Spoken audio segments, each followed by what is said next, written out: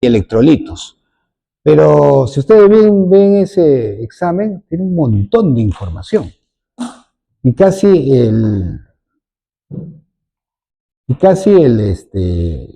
ese voucher o el examen de haga electrolitos, ¿no? Tiene un montón de componentes, no solo se ciñe a decir sobre el pH, el bicarbonato, ¿no? Sino le habla de oxigenación, electrolitos, glucosa, hemoglobina, ¿no? ¿No?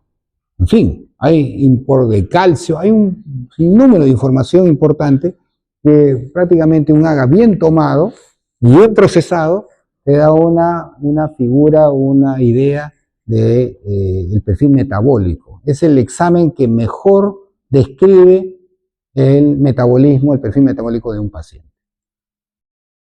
Bien, un proceso fundamental, fisiológico, clásico, que ya seguro ya han conocido ya en fisiología particularmente, también de repente en introducción a la clínica, el capítulo ¿no? de semiología renal, es el famoso equilibrio ácido-base. Y este equilibrio ácido-base es el escenario en que se puede normalmente desarrollar todas nuestras funciones de los diversos órganos. Ninguno escapa a él. Pero el ambiente, así como es el oxígeno, nosotros todos los que estamos aquí, ¿no? Si necesitamos algo, minuto a minuto, segundo a segundo, porque de un vaso de agua podemos prescindir, ¿no? Un vaso de agua puedo tomarlo una hora, ¿no? De repente de un cafecito para que se le quite el sueño a varios, ¿no? Eso puedo tomarlo después de la clase, ahorita ya no, pues, ¿no? Ya tarde ya, ¿no? Eso puedo prescindir, ¿no? De mi almuerzo tengo hambre, ya tengo hambre, pero eso puedo comer en 3 horas, ¿no? Pero lo que no pueden prescindir, ¿qué cosa es? El oxígeno, ¿no? Si se retira el oxígeno, todos nos morimos ahorita, en pocos segundos. Igualito, ese es el ambiente de nuestras células y tejidos. El medio interno representado por los trastornos ácido-base, por el equilibrio ácido-base. Entonces, ese equilibrio ácido-base hace alusión a la concentración de hidrógenos en el plasma sanguíneo y en otros compartimentos tiene un efecto importante sobre la función celular o de los órganos. Como ustedes saben, bueno, por una parte el protagonista son los hidrogeniones, ¿no? Que es un representante importante del medio ácido, la parte ácida de este equilibrio ácido-base, y por otro lado está el bicarbonato, que es una suerte de buffer, le llaman, o tampones extracelulares, que permiten que se establezca un cierto equilibrio con un determinado pH en nuestro organismo, ¿no? Y que cuando ya interactúa con el hidrogenión, este bicarbonato, en nuestro interior, y que bajo una enzima que se llama anhidrasa carbónica, se transforma en CO2 y agua. El agua, ¿no? Que también es importante componente de nuestro organismo, y el CO2 que generalmente, en gran parte, lo eliminamos. Bueno, estas relaciones, ¿no? Entre hidrogeniones y bases, ¿no? Ustedes saben, se puede calcular, expresar a través de diversas ecuaciones, y hay más que sobrepasan inclusive a las que vamos a presentar, ¿no? La madre de todos es la famosa ecuación de Henry-Hasselbalch, ¿no? Que ustedes han visto en fisiología, ¿no? La cual expone a partir de las variaciones del bicarbonato y el CO2 se van a originar una diversidad de cambios en el pH, entendiendo que los ácidos son donadores de hidrogeniones y las bases, ¿no? Como el bicarbonato, receptores de los mismos. Como ustedes bien saben, existen 4 desórdenes básicos, ¿no? Del equilibrio ácido-base, ¿no? Acidosis metabólico-respiratoria y alcalosis metabólico-respiratoria. Lo que nosotros vamos a hablar casi en su totalidad acá es de los trastornos metabólicos. Porque se supone que a nivel respiratorio esto lo han conversado en alguna medida en neumología, ¿no? Los trastornos metabólicos son aquellos en los que el trastorno primario, fundamental, es el bicarbonato. Y es el que guía, el que le da el nombre y apellido de que es un trastorno, ¿no? Primario metabólico. A diferencia de la alteración del CO2, donde el primario es él y gobierna los trastornos respiratorios de base, ¿no? En cuanto a esos trastornos respiratorios, ¿no? Donde el cambio del CO2 es el protagonista, generan una respuesta compensadora entre comillas, se le llama compensadora, ¿no? A veces uno tiende a confundir. Compensadora quiere decir que está bien, ¿no? No, no es que esté bien. Porque el paciente, de todas maneras, si hay una alteración ácido-base, es una alteración patológica. Pero para contrarrestar que los efectos sean muy, muy deleterios, sin totalmente anularlos, va a haber un movimiento del CO2 en este caso a un trastorno metabólico primario expresado por alteración del bicarbonato, ¿no? Siguiendo una clásica regla, ¿no? Ambos van para arriba o ambos van para abajo. ¿Qué significa eso? Si el bicarbonato como trastorno primario va hacia arriba expresado una alcalosis metabólica, el CO2 también en esa medida también se eleva. O si hay una acidosis, ¿no? El bicarbonato va hacia abajo y el CO2 lo sigue hacia abajo. Y que tanto lo siga hacia arriba o hacia abajo, eso es la fórmula de compensación. Y hay una determinada fórmula que te da un rango. Entre este rango es la respuesta compensadora del CO2 o para arriba o para abajo. Te sales de ese rango, para arriba o para abajo, hay un trastorno respiratorio adicional a ese trastorno metabólico y ustedes están haciendo ya un diagnóstico de un trastorno mixto. Ya no es simple, sino es mixto. El problema es que, bueno, hay limitaciones de esta clásica ecuación de Hendel-Hasselbalch, ¿no? No existe independencia del bicarbonato plasmático del componente respiratorio. Hay componente bicarbonato que también por su lado se genera, sin necesariamente seguir en su totalidad el componente respiratorio. O sea, no es que con tal bajada de bicarbonato baja el CO2, no, viceversa. El bicarbonato puede bajar algo más, sino que con esta fórmula está limitada y no se ve esa dependencia. Y lo que es importante, y vamos a ver en breve, ¿no? Es que no se deja ver otros componentes que son de más pequeña cantidad, que no dejan de tener protagonismo en el equilibrio ácido-base, que son otros tampones diferentes al bicarbonato. Hay otro modelo que se llama el modelo de exceso de base. Así lo que estoy haciendo es una especie de línea de tiempo. Línea de tiempo de cómo, recuerden, hasta la ecuación de Hendel-Hasselbalch es hasta antes del siglo pasado, del siglo XX, fines del siglo XIX. Ahí fue formulado, ¿no? Pero luego, a mediados del siglo pasado, ¿no? Se postuló el modelo de exceso de base, en donde, bueno, en el AGA, ¿no? El famoso voucher, en la parte final hay exceso de base que van a ver que eso también va a ser útil. El exceso de base el término base tampón define a la suma del bicarbonato más otros tampones ácidos débiles no volátiles, que son importantes para establecer ese exceso de base de modo definitivo. ¿Quiénes son ácidos débiles no volátiles? Por ejemplo, ahí está la albúmina, que va a jugar un rol y van a ver que una de las ecuaciones toma su protagonismo, cualquier bajada de albúmina o no. El uso del exceso de base no tiene, por ejemplo, en cuenta, sigue teniendo, a pesar que mejora este aspecto, sigue teniendo algunos déficits, ¿no? No tiene en cuenta la contribución de tampones intracelulares. ¿No? Es bien difícil medir los tampones intracelulares. Lo que medimos son tampones extracelulares a través de los análisis de sangre, sobre todo arterial. Y la relación entre el volumen sanguíneo y el volumen intersticial. Por ejemplo, en los pacientes edematosos, ¿no? El tomar un AGA y ver el trastorno ácido-base lo hace menos exacto, ¿no? Por ese juego de líquido anormal acumulado en otros compartimentos. Entonces lo hace un poquito menos exacto. Pero sin embargo aporta el concepto de exceso de base que hay que tener en cuenta. El otro modelo ya más reciente, de los 80 probablemente, es el modelo de Stuart, ¿no? En donde el hidrogenión y el bicarbonato son variables dependientes de tres variables independientes, ¿no? Uno de ellos es el CO2, como el de Hendel-Hasselbalch, ¿no? Pero aporta además la diferencia de iones fuertes, ¿no? En inglés, ¿no? SIT, ¿no? De strong, ¿no? Iones different, ¿no? Algo así. Y el otro componente variable es la concentración de los ácidos débiles totales, que también es en inglés. Entonces, Stewart aporta estos conceptos: diferencia de iones fuertes y concentración de ácidos débiles volátiles. ¿Quiénes son los iones fuertes? el sodio y el cloro. Entonces, lo que habla uno acá es de la diferencia entre ambos. Como ustedes saben, el sodio más o menos es 140 más menos 5, de 135 a 145.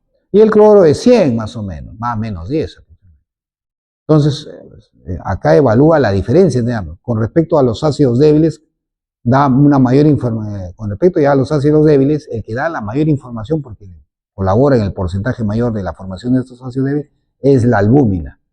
Y también seguida un poco muy atrás por el fósforo. De tal manera, por ejemplo, que una pérdida de cloro lleva a un aumento del CIT, o sea, de los iones fuertes, ¿no? Lo cual aumenta el pH. Un buen ejemplo, por ejemplo, ¿no?, a la redundancia, son los vómitos. ¿Qué se pierde en los vómitos? ¿No? Ácido clorhídrico. Y fundamentalmente ahí se pide cloro. Entonces, por ejemplo, en un paciente, ¿no?, un paciente donde se pierde cloro, ¿no? Esto, por ejemplo, produce generalmente una alcalosis metabólica, ¿no?, porque lleva a que la diferencia de cloro sea menor. O sea, en este caso, por ejemplo, una alcalosis metabólica y por el otro lado, en el sitio inverso, una acidosis metabólica. La ganancia de cloro, ¿no?, por eso se llama acidosis hiperclorémica, se llama porque aumenta el cloro.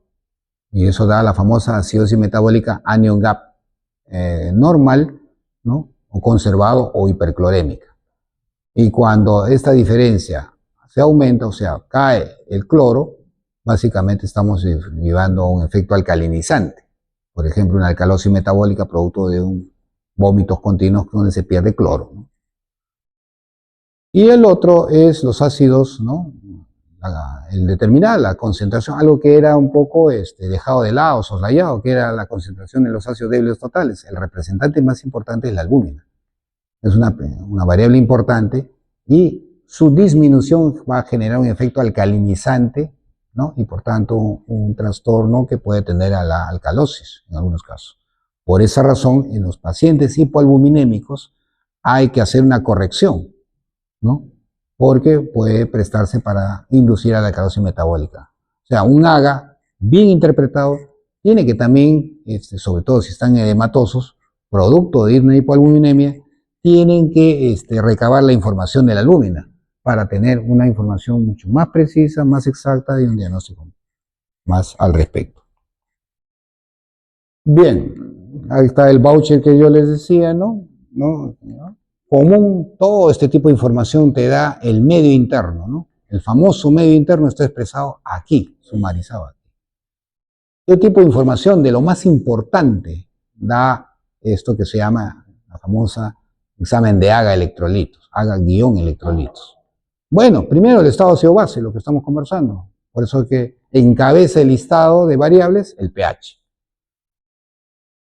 Luego, queremos ver las variables respiratorias, queremos saber el estado de oxigenación del paciente y ventilación. Con eso nosotros nos informamos al respecto de qué problema, si hay una hipoxemia, si esta hipoxemia es de tipo 1, tipo 2, con las insuficiencias respiratorias del caso. Eso lo sabemos con la valoración del oxígeno y el CO2. Tercero, el estado de los electrolitos. No solo sodio, cloro, ahí está también el calcio y también el lactato, ¿no? El lactato que, como vamos a ver, es expresión de perfusión tisular y de daño funcional celular. Esto que casi nadie ve o pocos ven, ¿no? Estamos acostumbrados que es uno de los protagonistas del AGA, sobre todo en pacientes críticos. Y de paso también hay componentes metabólicos que nos dan de yapa este examen, ¿no? Hay glucosa, hay hemoglobina. Entonces, una serie de variables que están ahí inmersos en esa información y que nos permiten orientarnos y gobernar en alguna medida las decisiones que tomamos al pie de la cama de un paciente, sobre todo en pacientes descompensados o inclusive críticos. Bien, acá está un poco, ¿no?, las grandes alteraciones, ¿no?, del pH, la acidosis, que significa una disminución del pH, y la alcalosis, un pH que se eleva, ¿no? Expresado la acidosis, ¿por qué? Cuando aumenta el PCO2, le hace acidosis respiratoria, ¿no? O baja de bicarbonato, le hace acidosis metabólica. Pero bajo este concepto que hemos, ¿no? Hemos estado dejando entrever, ¿no? De la diferencia de iones fuertes, ¿no? Generalmente esta diferencia la brecha, disminuye, va en favor de acidosis de esta naturaleza. Recuerden, el clásico ejemplo, la acidosis hiperclorémica. El cloro sube y el sodio se mantiene, por tanto la diferencia va a ser pequeña. Eso va a tender a ser una acidosis. Y la elevación de los ácidos volátiles, ¿no? Por ejemplo, una albúmina, que es caso raro, que aumente, ¿no? Eso también se va a una acidosis. Y por otro lado, la alcalosis, el PCO2 disminuido o le hace el bicarbonato aumentado, pero donde la diferencia de los iones fuertes se incrementa, ¿no?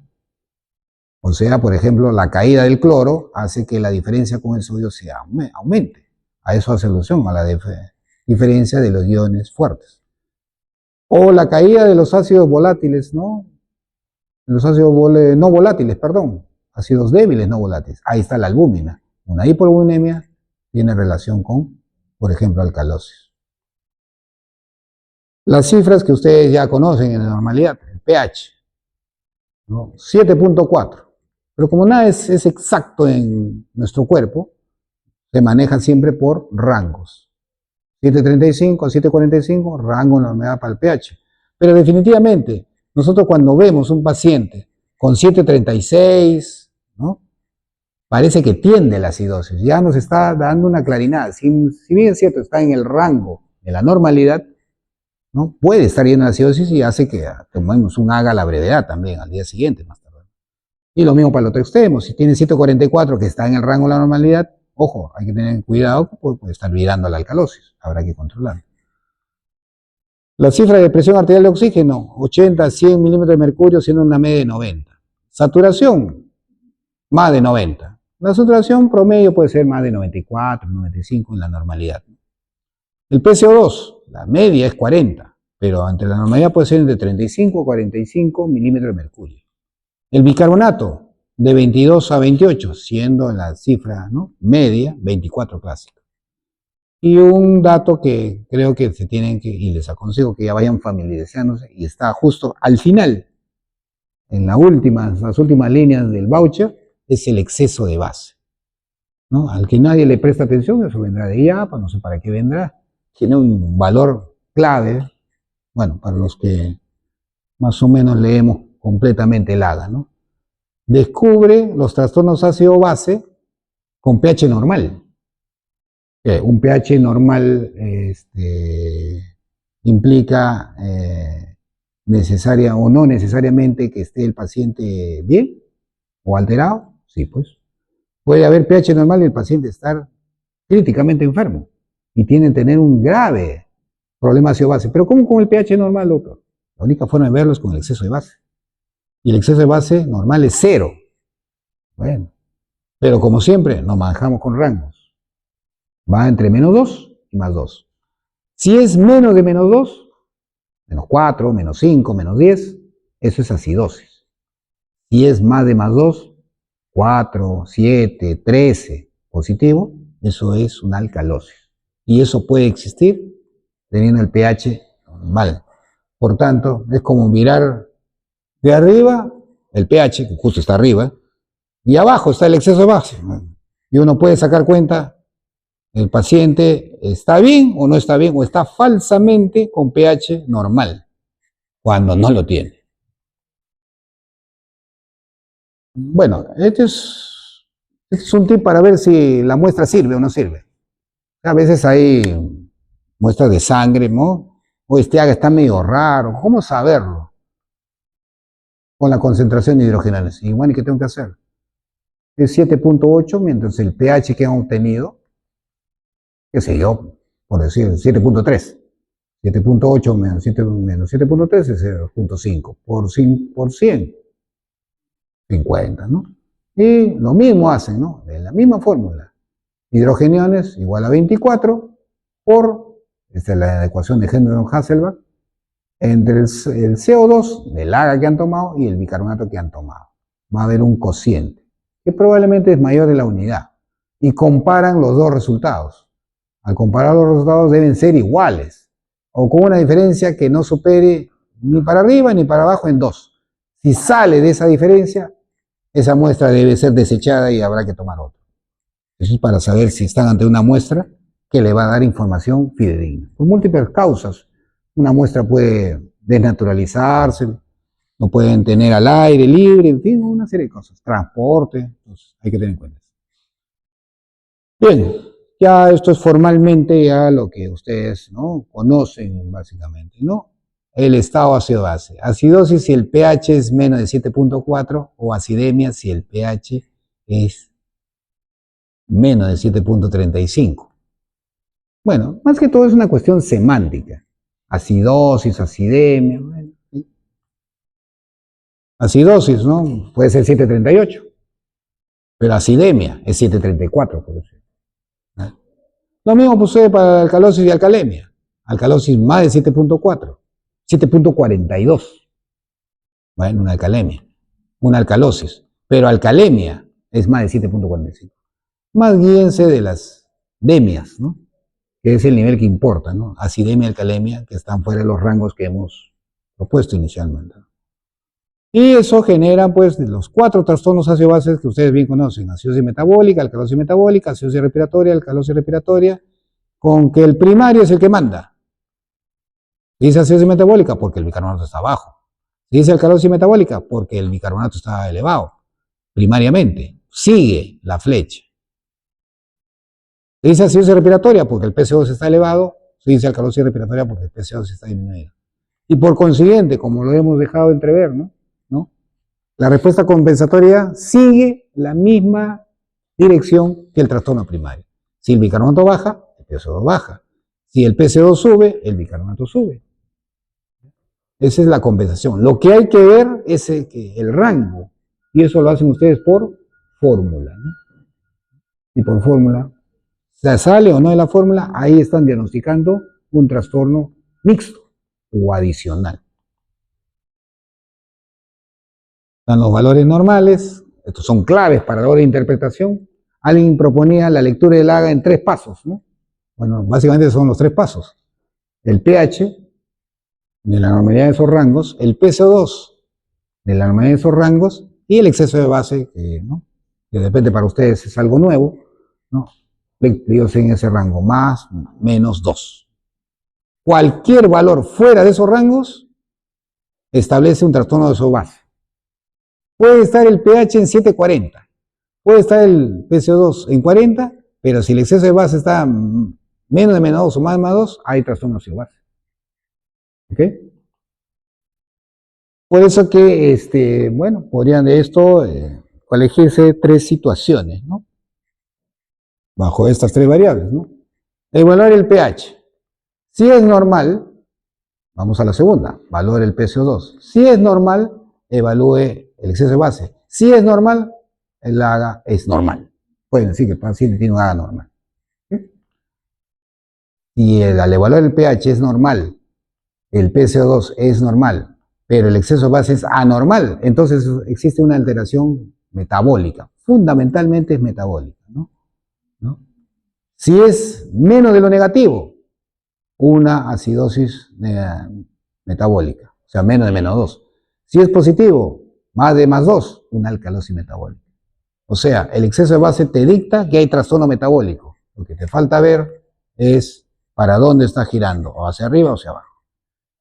Y en otra situación, si ustedes evalúan el pH y es normal, pero el PCO2 es anormal, ¿no?, más de 45, acidosis respiratoria, menos de 35, alcalosis respiratoria, evalúe el exceso de base. Y si este es normal, existe un trastorno respiratorio agudo. Recuerdan que cuando habían trastornos ácido-bases, podían ser respiratorios, puede ser agudo o crónico. Bueno, es agudo si el exceso de base es normal, pero con este PCO2 anormal. Pero si el exceso de base es anormal, más este PCO2 anormal, el trastorno respiratorio es crónico. ¿Sí? Eso es lo que algunos, ¿no?, vean como tips, ¿no?, la lectura del AGA en 3 pasos.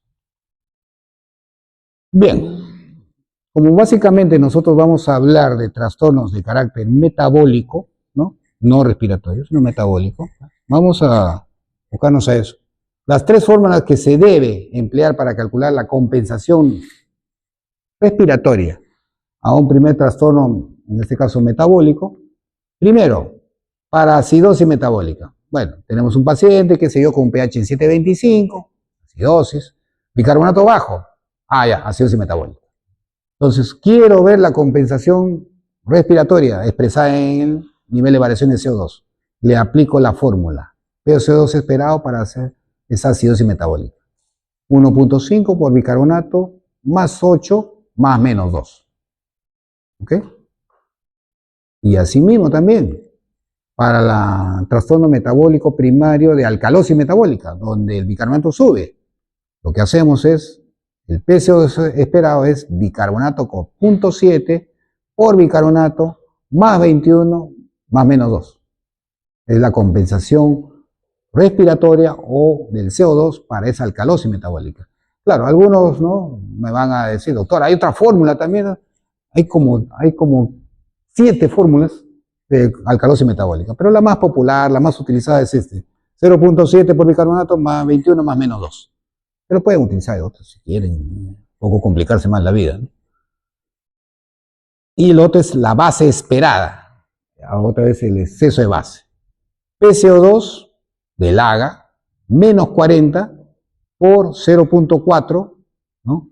Para ver, ya lo que hemos dicho, si la base está alterada, es un problema, y es un problema respiratorio primario, es crónico el problema. En agudos, no. El exceso de base está normal. El exceso de base está alterado en los crónicos, ¿ya? Y utilizan esta fórmula ya para la base. PaCO2 menos 40 por 0.4, ¿no? Para ver las compensaciones metabólicas, ahí le doy la vuelta, a problemas respiratorios, o agudos o crónicos, ¿no? O a crónicos, mejor dicho, en acidosis y alcalosis. Porque los agudos, que son de menos de 24 horas, no modifican la base. Pero no lo voy a complicar con esto. Si quieren se lo aprenden bien, que bien, perfecto se lo aprenden, si no, no es necesario. Esto es para la parte respiratoria. Lo que nosotros nos centramos son en estas dos primeras. Las compensaciones respiratorias para problemas metabólicos, ya sea acidosis metabólica o alcalosis metabólica. Bien, ahí está un poco la sumarización de las famosas fórmulas, ¿no? Que estamos viendo, ¿no?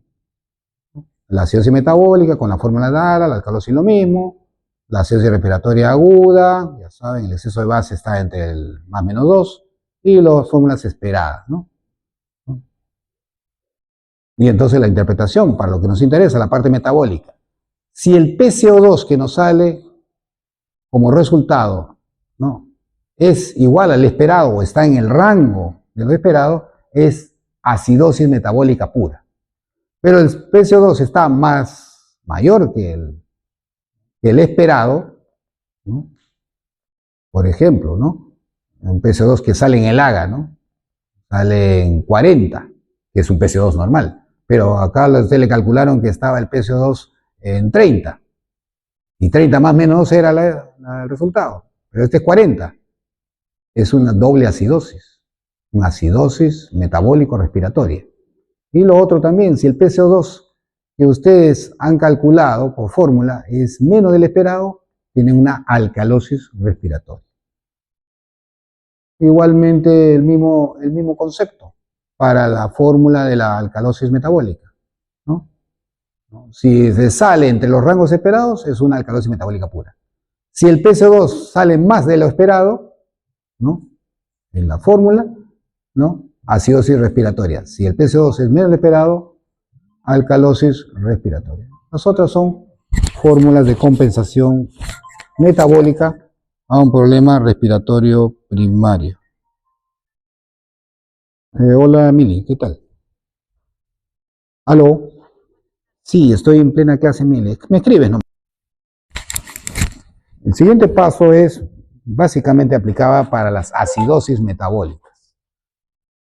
Si ustedes han llegado al diagnóstico de una acidosis metabólica, evidentemente hay acidosis metabólica de dos tipos: anion gap elevado y anion gap normal o hiperclorémica también, ¿no?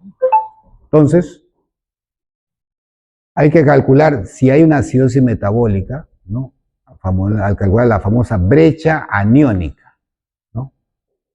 ¿Qué lo distingue? Pues, ¿no?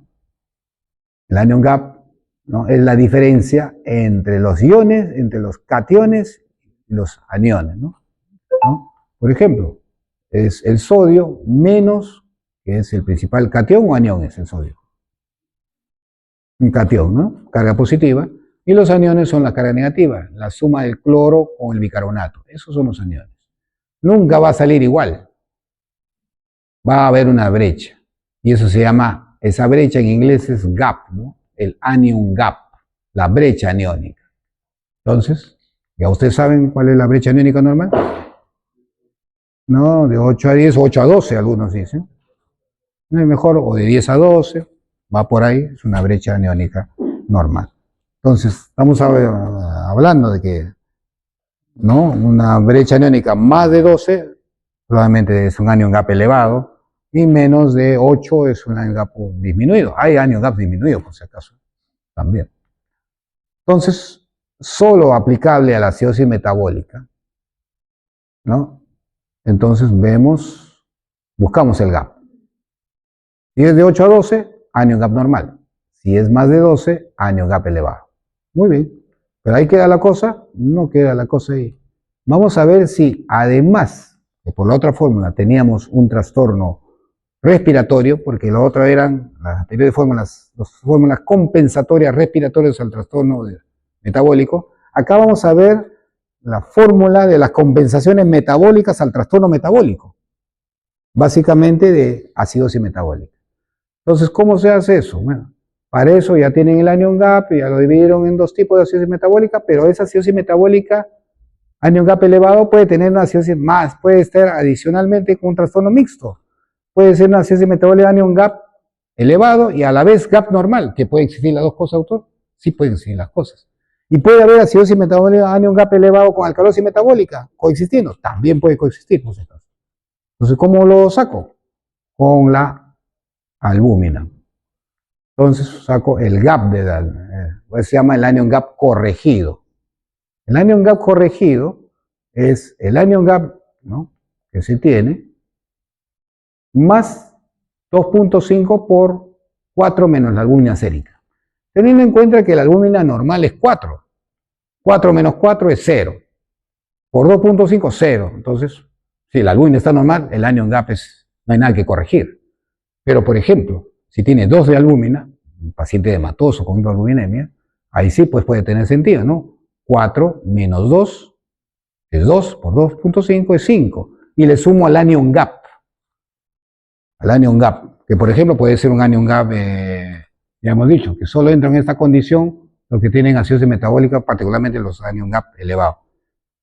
Puede tener por ese anion gap 15. 15 más 5, 20. El verdadero anion gap de este paciente es 20. Bueno, ¿y eso para qué sirve, doctor? Para calcular el delta de la brecha aniónica. El delta de la brecha aniónica. Claro, el delta de la brecha aniónica es, quiero ver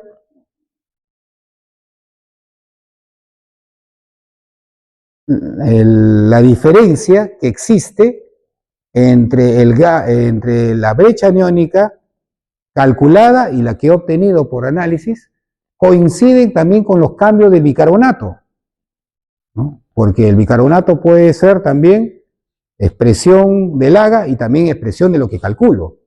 Entonces, por regla de, eso sí tiene que ser exacto, la brecha aniónica tiene que subir o bajar igual, numéricamente casi igual que el bicarbonato.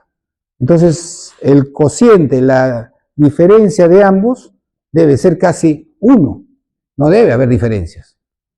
Entonces, para expresarnos, ustedes tuvieron el anion gap corregido, que era con la albúmina, ¿no? Ese le restan 12. Si por ejemplo el anion corregido anteriormente tenía 20, 20 menos 12, 8.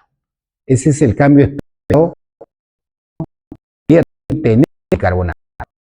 Muy bien, tenemos ahí 8. Y ahora, con respecto al bicarbonato, ¿cómo hacemos?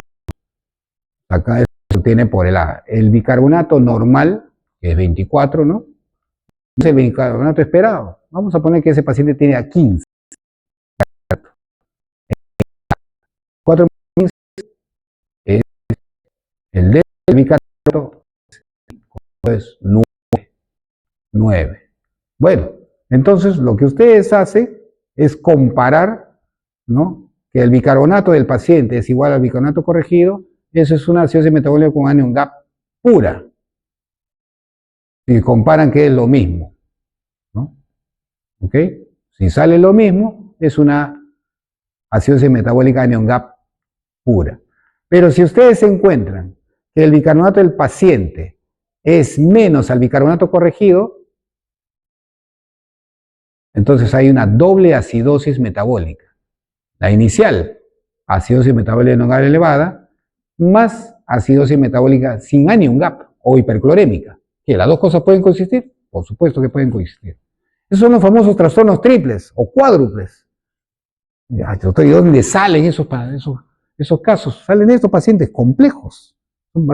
Cuanto más trastornos ácido-base, más complejo, más crítico es el paciente. Pero más bacán es hacer la fórmula y todo, lo más elegantes, ¿no?, más completos. O sea, yo me conformo que hagan nomás 2 trastornos y punto, pero si quieren dar un paso adelante, esta es la forma de dar el paso adelante, ¿no? Esto es válido solo para acidosis metabólica anion gap elevado. No vale para alcalosis, no vale para... No se rompan la cabeza. Solamente esto es en situación de acidosis metabólica anion gap elevado. Entonces comparan ahí, pues, ¿no? Si el bicarbonato del paciente, ¿no?, el que han obtenido, es menor al bicarbonato corregido, el del paciente es el del AGA, es menor al bicarbonato corregido, o sea, es mayor al bicarbonato corregido, quiere decir que hay más bicarbonato en la cuenta. Entonces será una alcalosis metabólica. O sea, el paciente tiene acidosis metabólica anion gap elevado más alcalosis metabólica. ¿Ya? Entonces, eso es lo que da el delta de la brecha aniónica, que nada más hace relacionar, ¿no? Para eso necesita información del anion gap, ¿no? Necesita información de la albúmina, y ustedes se ponen nomás a comparar con la diferencia del bicarbonato que vamos a tener.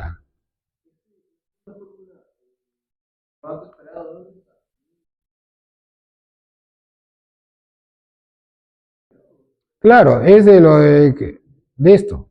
Este es el cambio esperado en el bicarbonato. O sea, te sale ¿cuánto? Por ejemplo, el anion gap normal es 12. 12 menos 12, 0. No va a haber ningún cambio en el bicarbonato. Pero por ejemplo, el bicarbonato está en 24. Perdón, el anion gap, ¿no? El anion gap está, estoy confundiendo. El anion gap está en 18. Menos 12 es 6. Ese es el cambio esperado en el bicarbonato. Y eso lo pones aquí. Y ya sacas el anion gap normal. 24 menos 6, ese es el bicarbonato corregido, 18. Y ahí es el donde tú pones para comparar con el que te ha salido del AGA, con ese bicarbonato corregido. Y haces las interpretaciones correspondientes. ¿Ok? Bien.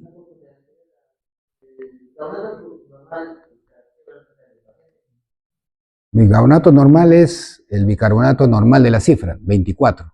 Como el anion gap normal de la cifra, el anion gap esperado, corregido, es, el bicarbonato normal es 24 para estos efectos. Y evidentemente, como es una acidosis metabólica, ¿no?, vas a restar, el bicarbonato ha caído. Está en 15, está en 20, está en 10, no lo sé, pues, ¿no? Si está en 10, 15 menos 24 menos 10 es 14. Y ese es el bicarbonato corregido. Claro, siempre considera 24 al bicarbonato normal. Así como el anion gap, ¿no?, esperado, ¿no?, es el que te va a salir de la fórmula que de anterior. Por eso necesitábamos hablar de esta fórmula. Anion gap corregido. Está corregido con la albúmina. Pero vuelvo a repetir, para el ejemplo práctico, ¿no? Una albúmina de 4, que es lo normal. 4 menos 4, 0, por 2.5, 0, anion gap. El anion gap no hay nada que corregir, es el mismo número. Va a empezar a haber diferencia cuando la albúmina disminuya cada vez más y más. O sea, necesitas ahí albúmina para hacer toda esta fórmula. No se puede hacer sin albúmina. Bien. Por ahí también puede ser útil lo que se llama el índice cloro-sodio, que también está en el AGA. El índice cloro-sodio es un cociente. Es la cantidad de cloro entre el sodio. Nunca el cloro va a ser más que el sodio. Cloro normal, 100, 110. Sodio normal, 140. ¿No? Entonces ustedes, es como 100 entre 140, ¿no? O 110 entre 140. Siempre va a haber una cifra. La normalidad es que guarde esta relación entre 0,75 y 0,79. Siempre va a ser menor de la unidad esa relación. De tal manera que si es menor de 0,75, estamos hablando de una alcalosis metabólica. Si estamos hablando de más de 0,79, nos encontramos con una acidosis metabólica hiperclorémica, ¿no? Y es lógico señalarlo, ¿no? ¿Por qué? Porque cuanto más cloro hay, ¿no?, en el denominador, ¿no?, ahí la diferencia con el sodio va a ser, el cociente va a ser mayor. Entonces es una acidosis metabólica hiperclorémica. O sea, también pueden sacarlo por cloro y sodio si están ante algún trastorno adicional de esta naturaleza, ¿no? Bien, una vez ya estableció bien las formas y los cálculos, ¿no?, de los diagnósticos ácido-base, bueno, ¿qué cosa lo ha producido? Acá le pongo las causas de acidosis metabólica, ¿no? Y ya hemos visto, punto clave, la brecha aniónica o el anion gap. Puede ser anion gap normal o puede ser anion gap elevado. Anion gap normal puede ser gastrointestinal o puede ser renal. En el gastrointestinal, ¿no?, acidosis metabólica, básicamente es por la pérdida de bicarbonato. ¿Dónde es rico bicarbonato el organismo? En el intestino delgado. Recuerde que las secreciones intestinales, ¿no?, la secreción pancreática e intestinal son ricas en bicarbonato. Y al haber diarreas, ¿no?, que es lo más común, ¿no?, puede producirse esa acidosis metabólica. Más raramente una fístula. Fístula es una comunicación entre la piel, ¿no?, y el tejido o el tubo intestinal, puede ser una causa. De modo común, diarreas, típica causa de acidosis metabólica, brecha aniónica normal. O renal, pero como tubulopatía, ¿no?, la acidosis tubular renal, diferente a la enfermedad renal crónica, que es glomerular. Ese sí produce el otro lado, una acidosis metabólica elevada, como lo vamos a ver. Acá son las tubulopatías, acidosis tubular renal, que hay como 5 tipos, 6 tipos, ¿no?, que ha tomado inhibidores de anhidasa carbónica, como por ejemplo, ¿no?, la acetosolamida, que es un diurético, que muchas veces, ¿saben para qué se utiliza la acetosolamida? Una es la altura, otra, las 3 indicaciones formales de acetosolamida. Un diurético que casi nunca se tiene en cuenta. Otro es para el glaucoma, lo van a ver en oftalmología. Y la otra es para lo que se llama la hipertensión endocrinal benigna, ¿no? Es decir, hay la triada de la hipertensión endocrinal, pero no hay ningún tumor. Se produce más líquido en la cuenta. Entonces, para disminuye la producción por los plexos coroideos a nivel encefálico este fármaco, ¿no? Y por otro lado, la brecha aniónica elevada, que puede ser endógena o exógena. La endógena, que es lo que es el pan de cada día de la clínica diaria, o por acidosis láctica, o por cetoacidosis diabética. Ustedes ya han pasado por endocrino, ya saben en qué consiste este cuadro, o por la uremia, como conversamos, ¿no?, la enfermedad renal crónica, o los AQIs, las injurias renales agudas, se expresan por acidosis metabólica, brecha aniónica o anion gap elevado. En cambio, acá, ¿por qué? Porque el lactato está elevado, ácido del medio interno, ¿no?, elevado. Acá están, como están los cetoácidos, ¿no?, los cuerpos cetónicos, beta-hidroxibutirato, ácido hidroxibutírico, ¿no?, y cetonas. Y en la uremia, también por componente de productos nitrogenados retenidos. Y exógenos son generalmente intoxicación por alcoholes, metanol o etilenglicol. De vez en cuando sale ahí por televisión, ¿no?, se han intoxicado, generalmente es el alcohol de los alcohólicos pobres, ¿no?, toman cualquier cosa, ¿no? Entonces, bueno, cualquier parecido con la realidad también, ¿no? no es coincidencia, ¿no? Esto es mortal realmente. El paciente entra en una ceguera, trastorno del sensorio y acidosis metabólica severa. A veces estos pacientes necesitan diálisis. Y también salicilatos o cetoacidosis alcohólica pueden ser causa de GAP elevado. Unas palabras o una imagen por la acidosis láctica, que es importante tener en cuenta. La acidosis láctica puede ser de tipo A o de tipo B. Generalmente la acidosis láctica tiene que ver mucho con esto, con hipoperfusión tisular o metabolismo anaeróbico de los tejidos o las células. Los shocks de diversas causas, cardiogénico, hipovolémico, shock séptico, ¿no? El lactato se va elevando. La falla respiratoria, lo mismo, la insuficiencia respiratoria, la isquemia mesentérica, anemias severas. Todos tienen como una, ¿qué? Hipoperfusión, pero fundamentalmente por la hipoperfusión conlleva a hipoxemia de tejidos, hipoxemia celular, ¿no? Y eso es la tipo A. La tipo B, ¿no?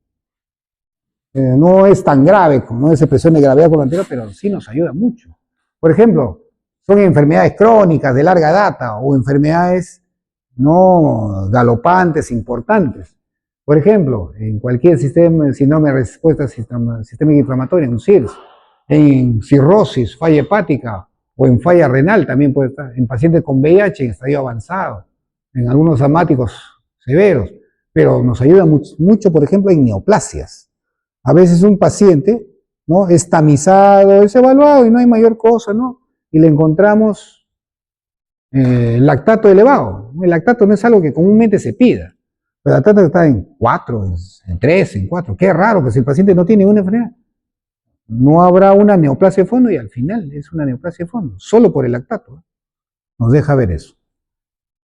La acidosis metabólica, la acidosis láctica tipo B es por fármacos. Hay una lista grande de fármacos. El clásico es la metformina, pero una lista larga ahí. Y bueno, esto es por si acaso, ¿no? Hay pacientes con trastornos genéticos, metabólicos, que producen lactato, ¿no? La deficiencia de todos estos productos, de glucosa, fructosa, difosfato, en enfermedades metabólicas, pueden producir acidemia láctica. Entonces, son las causas de acidosis láctica por elevación del mismo, ¿no?, el lactato. Y por otro lado, la alcalosis metabólica, sus causas. Un tema cardinal es el cloro en orina. Hay que medir el cloro de orina por litro, ¿no? Y más o menos tener un punto de corte. Ya se imaginarán, esto es menos de 25, en menos más de 40, entre 25 y 40, ¿qué, doctor? Ahí la causa no está muy clara, ¿no? Pero si es menos de 25, el cloro en orina para alcalosis metabólica, ¿no?, hay o es pérdida renal o pérdida gastrointestinal. Otra vez, náuseas y vómitos, zonas nasogástricas que están conectadas hacia abajo, está perdiendo el paciente, o diarreas perdedoras de cloro también, o pérdida renal, por ejemplo, uso de diuréticos, ¿no? Una principal, por ejemplo, la furosemida, y en segundo caso, los tiacídicos, pueden inducir alcalosis metabólica, ¿no? Y si tienen más de 40 de pérdida de cloro en orina, acá están los estados, los síndromes de hiperaldosteronismo, a la cabeza, la enfermedad de Crohn, ¿no?, el hiperaldosteronismo primario, ¿no?, problemas adrenales como el síndrome de Cushing, ¿no? También está la hipertensión renovascular, está también ahí la hipertensión maligna, ¿no?, los tumores secretores de renina, ¿no?, o la administración exógena de corticoides, ¿no?, que continuamente damos a nuestros pacientes con enfermedad del colágeno. Y un síndrome interesante, genético, es el síndrome de Bartter, ¿no?, que es una tubulopatía, ¿no?, en donde está presente este problema de alcalosis metabólica asociado a trastornos auditivos, visuales, ¿no? Bien, ya esto simplemente para completar, pues, ¿no?, los grandes alteraciones ácido-base, ¿no? Está prácticamente causa de obstrucción respiratoria, obstrucción de la vía aérea, ¿no? ¿no? Generalmente eso va a producir, ¿no?, a veces el EPOC, que es la enfermedad más clásicamente expresada, ¿no?, que típicamente retiene CO2. Muchas veces a un paciente lo reconocemos por un CO2 retenido, ¿No tendrá EPOC tu paciente? CO2 en 50, 52, 60, ¿no? Con hipoxemia. Puede ser un EPOC descompensado, ¿no? O depresión en el centro respiratorio, el típico es el paro cardiorrespiratorio o utilización de drogas, de fármacos depresores del sistema nervioso central. El paciente hipoventila y por tanto retiene CO2 y también disminuye el oxígeno. Ahí están, pues, ¿no? Sedantes, fármacos anestésicos, ¿no? El síndrome de apnea-sueño, ¿no? Tumores cerebrales, en fin, ¿no? Bueno, está el shock también, causas neurogénicas, ¿no? Ahí está el Guillain-Barré, la miastenia gravis, todo lo que tenga que estar relacionado con la mecánica respiratoria, desde el centro respiratorio, un traumatismo encefalocraneano pasando por un problema medular, ¿no? Por ejemplo, ¿no? La esclerosis lateral amiotrófica, o por una enfermedad de nervios periféricos, un Guillain-Barré, o por una enfermedad de la placa motora, una miastenia gravis, o por el músculo, ¿no? Una polimiositis. Todas esas son enfermedades que se interponen en la normal ventilación, como creo que comentábamos en alguna clase que tuvimos, creo, ¿no? Estos pacientes se pueden morir con los pulmones normales con una insuficiencia respiratoria, pero es de tipo 2, ventilatoria, porque la mecánica respiratoria no funciona por estos problemas, ¿no? O propios de efectos restrictivos, por ejemplo, ¿no?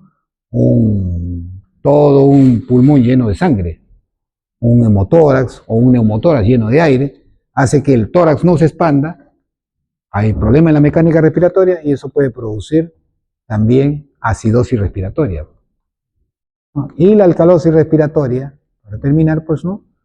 Generalmente, lo clásico es la hipoxia, ¿no? La anemia, la fiebre, hace que el paciente respire más de la cuenta, inclusive estando sentado. No tiene nada en el pulmón, pero está anémico porque tiene que echar rápidamente su corazón la poca hemodinamia que tiene a girar y evidentemente la consecuencia la sufre el pulmón que tiene que aumentar su frecuencia respiratoria, ¿no? En la altura, por ejemplo, ¿no? O desorden del sistema nervioso central también. El más clásico es la ansiedad. La ansiedad, ¿ves? Muchos pacientes vienen ahí hiperventilando con alcalosis respiratoria, generalmente son jóvenes, como creo que alguna vez lo hemos conversado, ¿no? Ustedes. Son pacientes jóvenes, o también infecciones, hay hiperventilación, hay taquipnea. O por ejemplo también, que ha tomado aspirina, ácido acetilsalicílico, ¿no? Santinas, empieza a hiperventilar. El paciente con sepsis también empieza a hiperventilar, ¿no? Y todos los pacientes con enfermedades pulmonares, ¿no? De base. Las enfermedades intersticiales, las intersticiopatías, la neumonía, el tromboneumonía pulmonar, insuficiencia cardíaca con edema agudo de pulmón. Todos esos pacientes que tienen en común taquipnea. ¿Y qué va a producir eso? Ácido base. Trastorno de alcalosis respiratoria. Muy bien, ahora sí saquen una hoja cada uno. Habiendo entendido, porque creo que todos han estado muy atentos siguiendo la clase, saquen una hojita, pongan su nombre.